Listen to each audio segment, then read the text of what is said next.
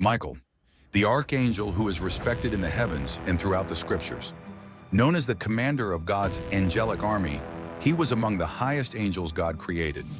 But where was Michael when Lucifer was leading the rebellion against God? Why didn't he stop him straight away? Stick around as we uncover the truth behind where Michael was during Lucifer's rebellion. Michael is a figure of unyielding strength and leadership. He is the warrior angel who stands against the forces of darkness, wielding divine authority. But one lingering question remains. Where was Michael during Lucifer's rebellion? Why didn't he stop Lucifer sooner?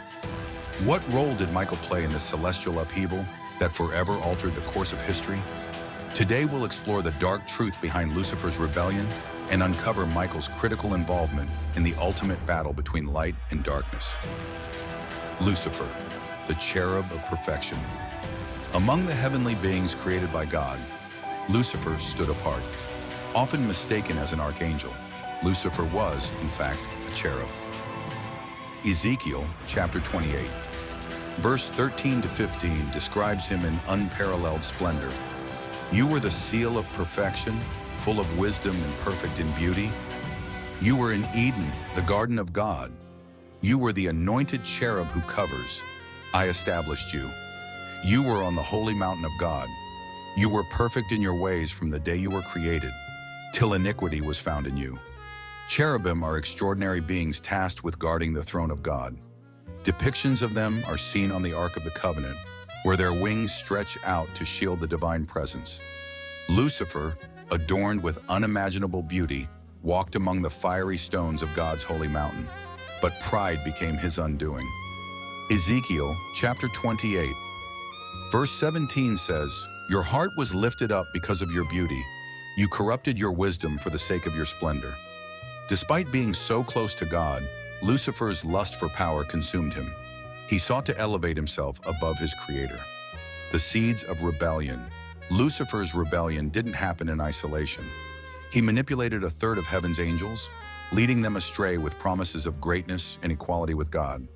These angels, captivated by Lucifer's charisma and ambition, succumbed to his vision of a new order, one where they would no longer serve but rule. Isaiah chapter 14, verse 12 to 14 captures the arrogance of Lucifer's heart. How you have fallen from heaven, morning star, son of the dawn. You have been cast down to the earth, you who once laid low the nations. You said in your heart, I will ascend to the heavens. I will raise my throne above the stars of God. I will sit enthroned on the Mount of Assembly, on the utmost heights of Mount Zaphon. I will ascend above the tops of the clouds. I will make myself like the Most High. Lucifer's pride drove his rebellion, and his cunning turned many angels against their creator. Among those deceived was Azazel, a renowned angel known for his expertise in celestial craftsmanship. Under the leadership of Michael, the archangel, Azazel had forged mighty weapons of war used to defend heaven against any threats. His brilliance as a blacksmith and his mastery of warfare were unparalleled, making him a vital part of heaven's army. Azazel's betrayal didn't stop with his own fall. Using his influence, he persuaded others to join Lucifer's cause. He rallied a host of angels, promising them glory and freedom from their roles as servants of God. The heavenly hosts who followed him were deceived into believing that they were fighting for their liberation when, in reality, they were aligning themselves with destruction. Michael's role in the heavenly war. When Lucifer declared war on heaven, chaos erupted in a spectacle of unimaginable proportions. This rebellion was not a fleeting skirmish, but an all-out celestial war, shaking the foundations of the heavenly realms.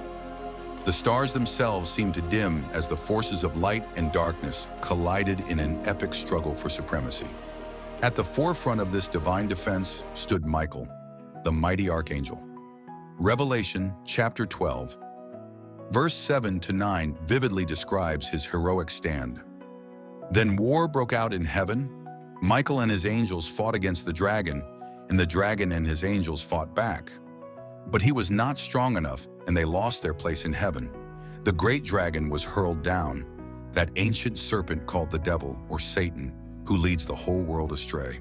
He was hurled to the earth, and his angels with him. Michael's role as commander of God's heavenly army was ordained by God himself.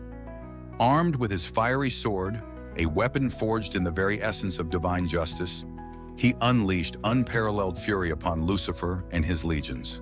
Isaiah chapter 31, verse 4 provides a glimpse of such divine ferocity.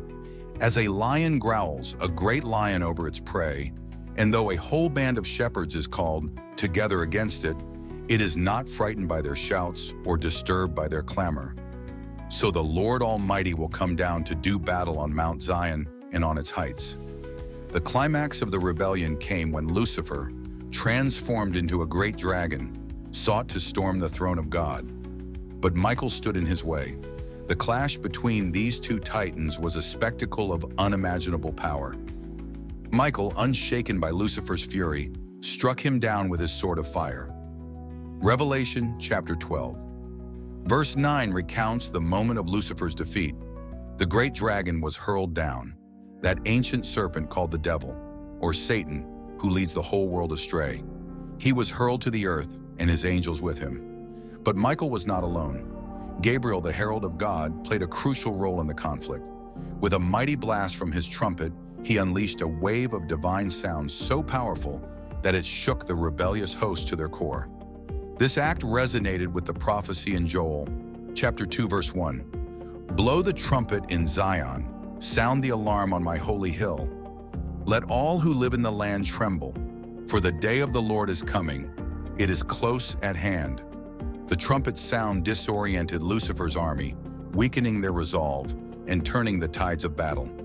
Gabriel's words rang like thunder, proclaiming God's judgment upon the rebellious. The Lord will march out like a champion. Like a warrior, he will stir up his zeal. With a shout, he will raise the battle cry and will triumph over his enemies. Isaiah chapter 42, verse 13.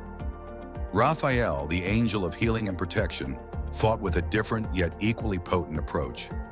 Channeling divine energy, he mended the wounds of the loyal angels and rendered Lucifer's weapons powerless.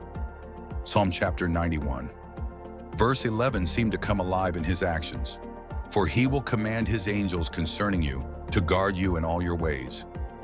Uriel, the archangel of wisdom, stood as a tactical genius on the battlefield. His piercing gaze, imbued with divine foresight, unraveled Lucifer's strategies before they could be executed.